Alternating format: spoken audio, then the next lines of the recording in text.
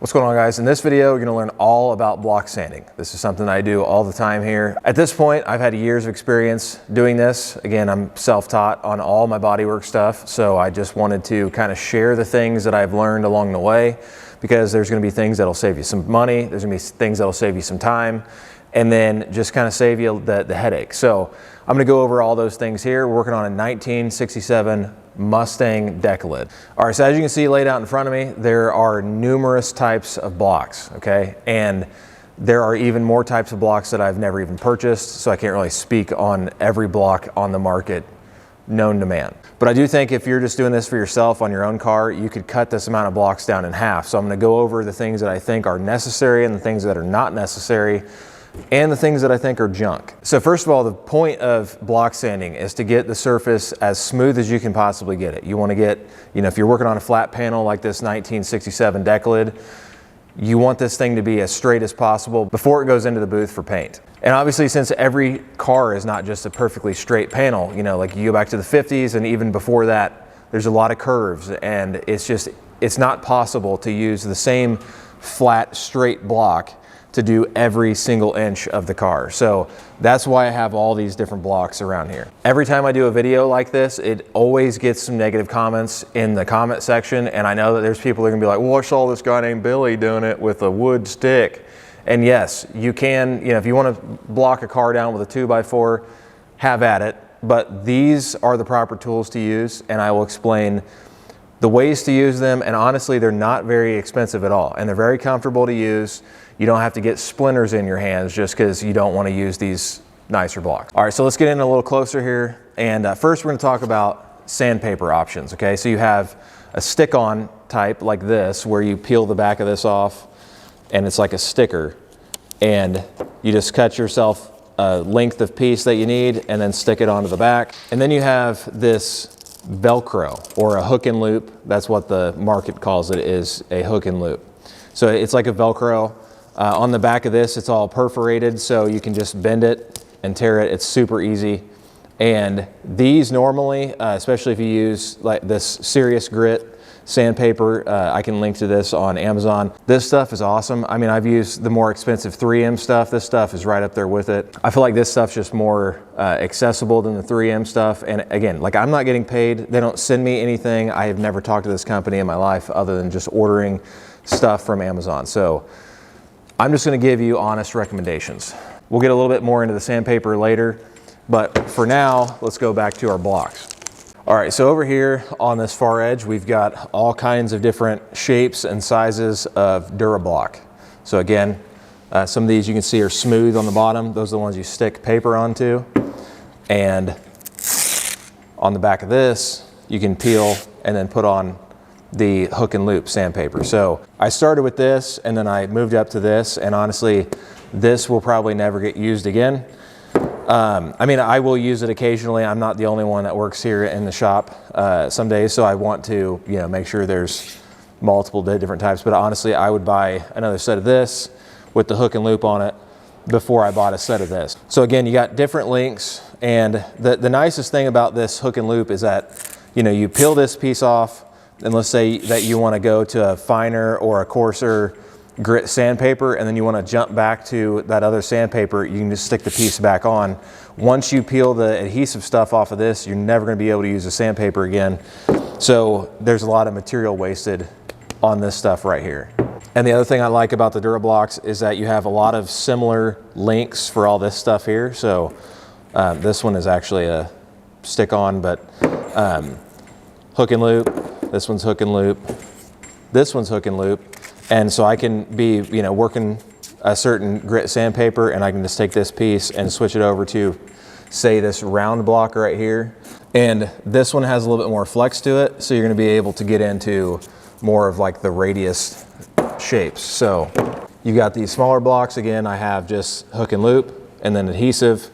The kit is basically the exact same. It just comes with either the adhesive or the hook and loop. And again, hook and loop all day, every day, especially once I tell you about the sandpaper later in the video, because I'm telling you, it is a game changer. You're gonna waste a lot less material. I've got a few smaller blocks right here. These are just different shapes of the same block. And this is a very flexible block here. So this is called Flexi Block.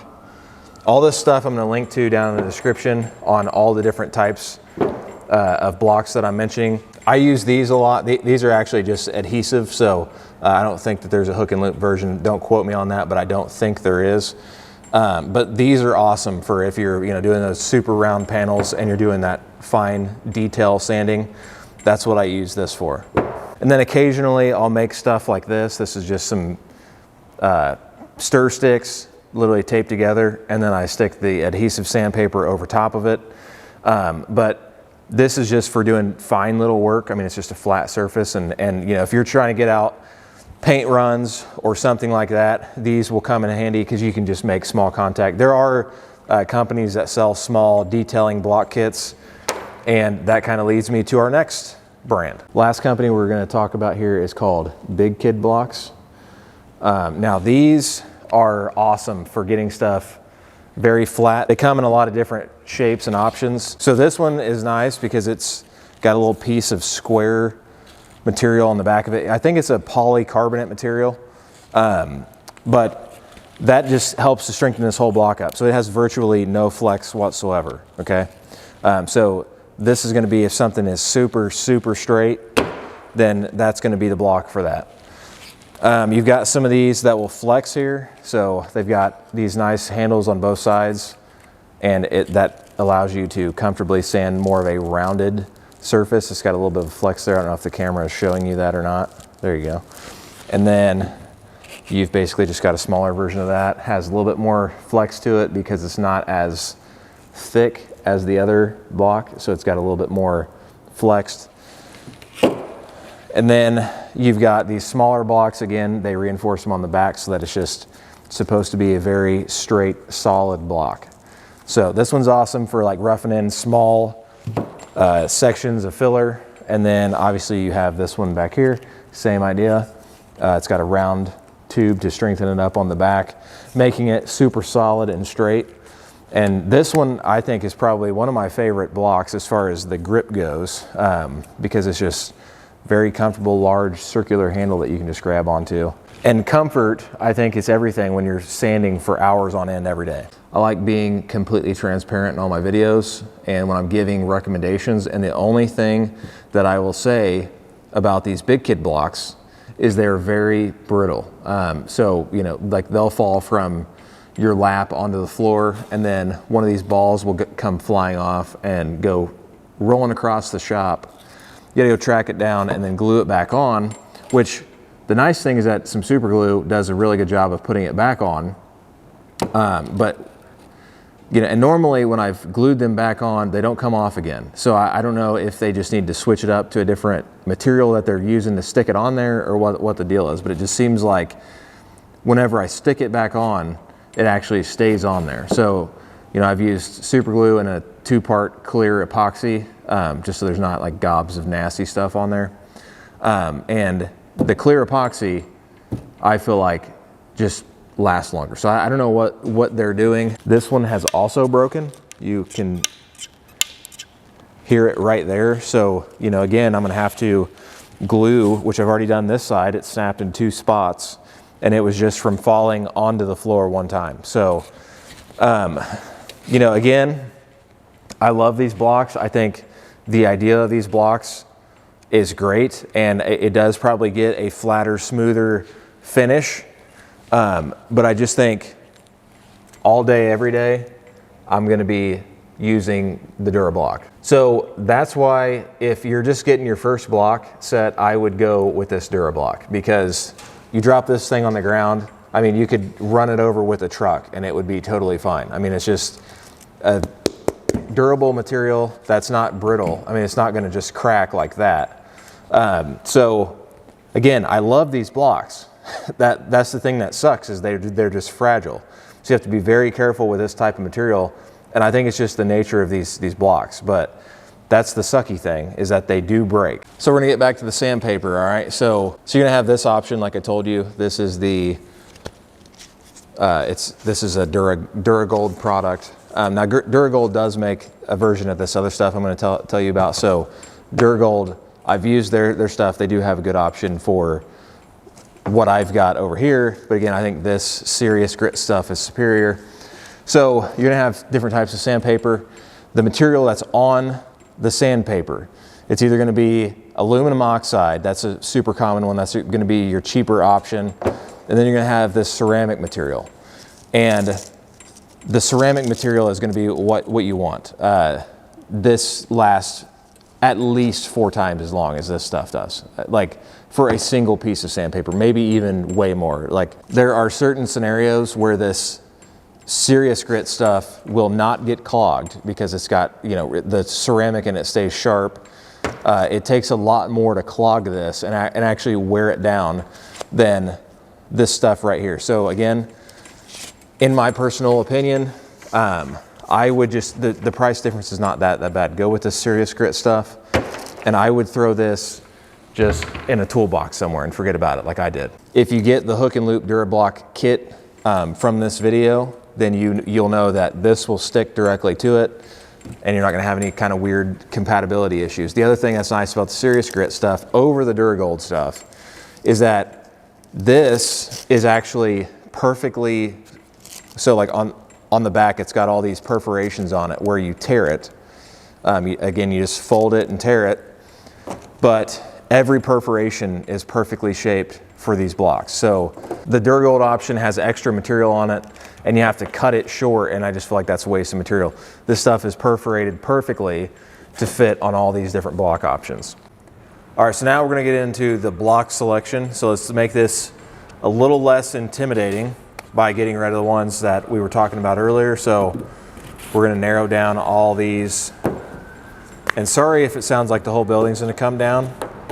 There's very windy and cold outside right now. Okay, so now we're down to the ones that I actually use regularly. Okay, these are like my go-to blocks. So one thing you want to check, since this one's super flat and super straight and rigid, like you cannot, there's no bending it, you'd break it. Unfortunately, you would break it. So what you want to do is you want to set it down on the panel here, okay? So, and you can see it kind of rocking right now. So this block is rocking back and forth a lot. So we know we don't want to use this because basically what's going to end up happening is if you're trying to use this super rigid block on this, then, and it actually has a little bit of flex to it right now because it's broken. So, but it's not supposed to have any flex at all. But if you tried using this super straight and solid across this deck lid, then what's going to happen is you're only going to be making contact in the center. So like if this is kind of slightly rounded, which this panel is, it's just got a subtle little taper towards the outside edge. And so what's going to happen is this is going to rock wherever it's kind of like high centered at. So this is only going to make contact here in the center. That's not good. So now these little flexible blocks here, you don't want to use these either.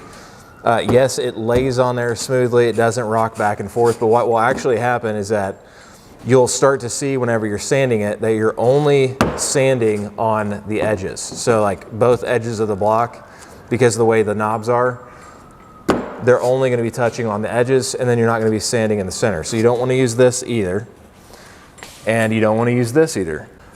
So again, because this has a slight taper to it, you're going to want to take these two blocks away. These are very rigid. You don't want that. So now what length do you choose? You want to pick the longest block possible that you can fit onto the panel, okay? And the other straight block is longer than this, yes, but again, it's only making contact in certain areas. This DuraBlock, as you can see, with minimal pressure, it forms perfectly to the surface, and you're going to get this perfect sanding pattern. The whole block is contacting the surface. All right, guys, so now that we've got the block picked out, because again, it forms to the surface perfectly, you're going to want to use this dry guide coat, okay? There are other forms of this that you can use that are like spray on. A lot of people will use like, you know, a primer in a rattle can and just spray it on. But this is honestly just the best stuff. And it's not very expensive. It goes a very, very long way. So I can already feel just by running my hand across this that there's a low spot right here, okay? So right here, there's a low spot. So let's see if this guide coat will pick this up. This is basically a visual aid so that you can just see where the low spots are immediately. So, and it's also going to be a good visual aid for the video because you're going to be able to see where the block is making contact. And I'll do a couple other little tests with other blocks just to show you that block selection is super important. So again, down in the description, I'm going to put a guide coat down there that you guys can use just so that it's easier for you guys to find down there. And that way you guys can just, you know, kind of click through there and get everything you need whenever you start doing this sanding. Seriously, just hold the applicator pad on the top, just kind of shake it down, make sure you're keeping pressure on it or it'll drop all over the floor. And then you just kind of rub it in. So, and it doesn't have to be pitch black. I mean, you know, as long as you can see it, you're good. All right, so we got our DuraBlock on here. I got 220 grit sandpaper, and that's what I always like to start sanding my primer with. A lot of people like to do 320. Some people like to do more aggressive. I find that 220 is the perfect balance of like not taking off too much material quickly. The way that you're supposed to use this block is a hand on each side, okay, on each end. It's, you know, tempting sometimes to put your hand in the middle. You know, you're getting lazy and you're just doing one-handed. Put a hand on each side. That's the best thing you can possibly do.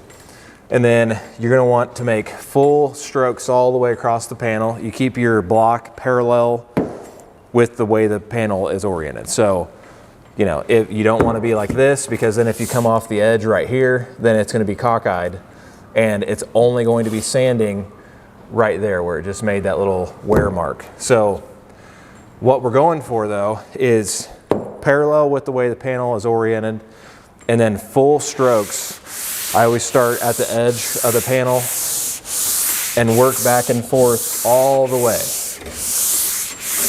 So it's just going to go all the way across like this. Again, coming up to the edge of the panel, I'm parallel to the edge of the panel. I want to be making as much contact as possible.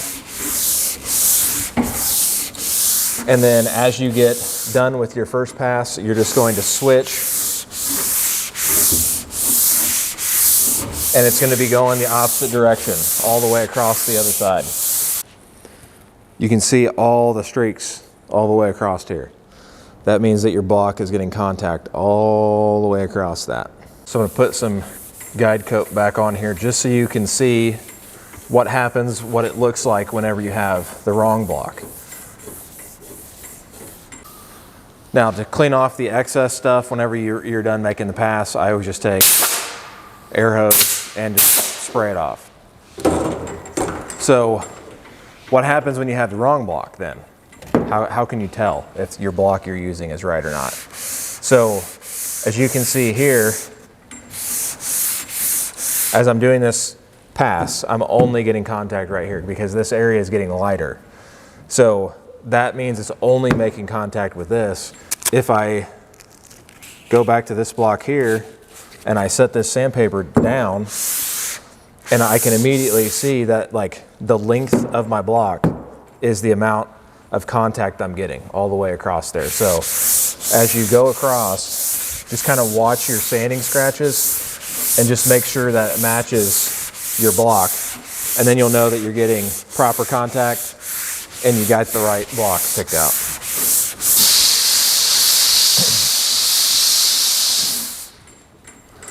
So I'm gonna make a couple more little passes here, and then we're gonna see what this will show you.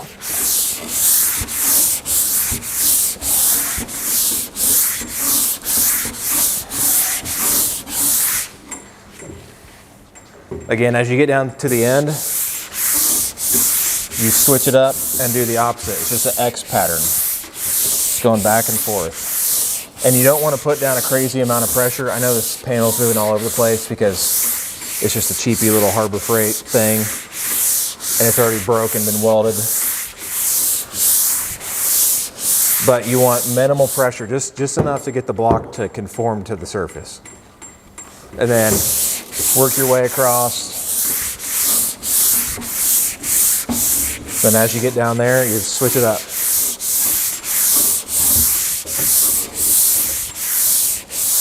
The other thing too is just relax, use your arms. Some people like to be like stiff and they want to move their whole body. Get your arms into it. It'll allow you to be doing this for much longer throughout the day. All right, so now we're gonna use the air hose and we're gonna check to see if that spot that I knew was right there is now visible whenever you blow the guide coat off.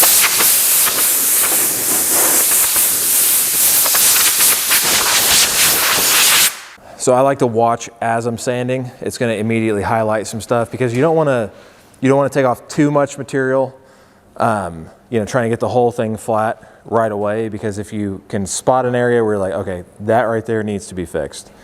So, I can run my hand over it and feel that low spot. So this highlighted that perfectly. So you would go in, you'd add filler right there. Just to tidy this up a little bit, I'm gonna go do a couple more passes.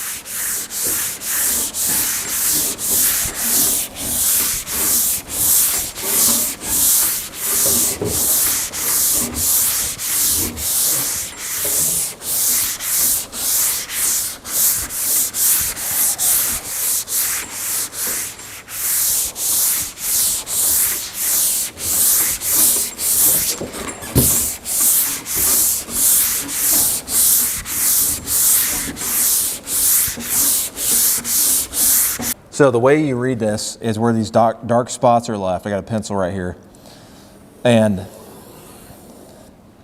I like to just mark where I'm gonna do my fill. And I've got another video on how to do filler work and that kind of stuff. So if you guys wanna go back and watch that other one, I'll link to it up here in the corner. But so this is where I'm gonna apply my filler at. And so on the inside, before you apply your filler, you're gonna take all the guide coat off of there. So that's one thing you definitely need to make sure you do. I don't want anything interfering with my body filler getting a good bite. So I'll apply the filler to where this pencil mark is right here. If you can't see it on camera, I'll just lay my hands out. So I'm gonna go like about this big. Then I'm gonna progress up through the block sizes and the grits. So I'm gonna use the longest block possible that will fit inside this fill area.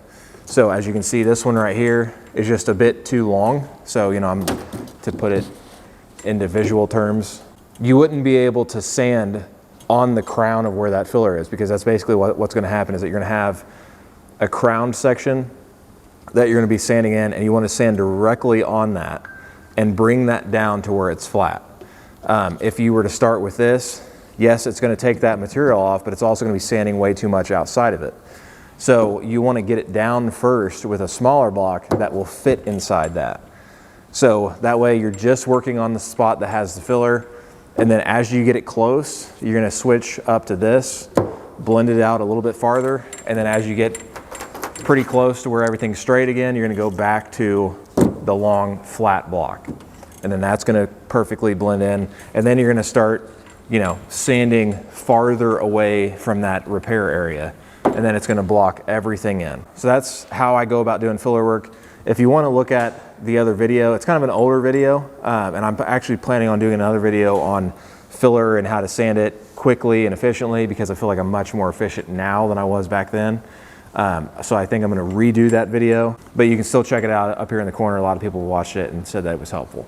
All right, so one other little piece of information that I wanna put out there is that just because this block is flat doesn't mean that it has to be on only perfectly flat level surfaces, because obviously on most cars that's going to be rare that you find that. So on quarter panels, like where the shape is kind of rounded out towards you, that is where this block is going to be used, because it's a nice, it has nice contact all the way across the quarter panel. Now if the block is like real round and has multiple complex curves to it, then yeah, you're gonna have to use a really flexible block like those Durablocks, and that's where it just depends on the vehicle that you're working on. You think of a vehicle that's super round, like let's say a Volkswagen. I've never restored a Beetle, but I'm sure that you'd have to use those very rounded panels that has. You'd have to use those flexible blocks like that Big Kids block. something like this would come in handy. And again, you just pick the biggest block that'll flex to the shape that you're trying to do. And that's how you get a nice uniform shape all the way across there. And there are people that will tell you that you can use a straight piece of wood, let's say like a 2x4, to sand round panels. And no, you just can't do it properly. I mean, you can get it close, maybe, but yeah, no, like you're just wasting a bunch of time too. Like these can form to the surface and make contact with these rounded parts all the way across the whole surface. And what that means is when you're sanding and you're making contact with more area of the rounded surface you're sanding, you're taking less time to sand the panel. I mean, it basically becomes the difference of like, okay, yes, I could probably sand this block or this deck lid relatively close with this, but why do that when I can use this? And it's a straighter, you're getting more contact all the way across there. It's a straighter surface, better finish result. That's why you use these. The other thing is that now when you're doing these different shapes, it's always the exact same pattern. It's always X shape all the way across, off the panel. Now, if you got a shape that's like a concaved shape, like around body lines or the top of fenders, that's where you would use your round block. And for any kind of different shape, it's always gonna be the same exact thing. It's gonna be an X pattern. You're just gonna work your way all the way across, kind of at a 45-degree angle, and then go all the way off the panel. If you've got a super round shape and you're using one of the bigger blocks, it's always gonna be 45-degree. And to get that motion down, it does take a little bit of practice. Some people have a hard time getting that movement down. Within just a couple days, you can get it all figured out. All right, so I've got a little checklist here. Of course, I completely forgot about the safety equipment. This was like my checklist that I was gonna do for this video. And so basically always wear a respirator with a P100 cartridge on it. So this is the one that I use. It's got the P100 cartridges on it like I was talking about. It's just a twist lock type thing. And then if you need to switch it up and put a one that is for solvents where you're spraying primer on or something, you can just easily just twist them right off. But the thing I like most about this is that it has a quick latch on the bottom of it here. So you can, kind of have it on, pull that latch up and then bring it down to where if you needed to talk or something. So, all right, so now that we're kind of like getting up to the end of the video, here's things you never do, okay? This is flat for a reason. So you never tip it up to sand one section, okay? Never push down harder on one end because then you see that it's gonna come up on the other end. So, and then you got this much room. So don't, the whole point of this is to make it flat like the block is. So if something is not sanding out on the guide coat, there's a reason. And so you don't just, force the block down to try to get that section, because what's gonna happen is the metal is gonna move, but you're gonna be basically forming the metal to the block by force, and then the second you let off of it, it's not gonna be straight. So it's just really just minimal pressure. I mean, you wanna put, I don't know, I would say moderate pressure. You don't wanna just let it glide, because then it's gonna take way too long. You wanna just moderate pressure. You don't wanna be crazy going at it. All right, guys, thank you for watching. I wanted to get another how-to video out there to you guys, because it seems like every time I do a how-to video, those are the ones that seem to perform better. So I'm gonna continue to put these out here, and if you guys have any requests on things as far as future how-to videos, things that you want to see more in depth, or if you want me to go even more in depth with like the more like practical application of block sanding, then let me know and I'll definitely do that for you. Again, everything that I've talked about in the video, from the Durablocks to the Big Kid blocks, all that stuff's going to be linked down in the description below. Also, if you guys haven't already, I'd appreciate it if you guys would subscribe to the channel. It helps to grow the channel, so that I can share these kind of projects, these kind of how-to videos with you. So again, thank you for watching, and I'll see you guys in the next.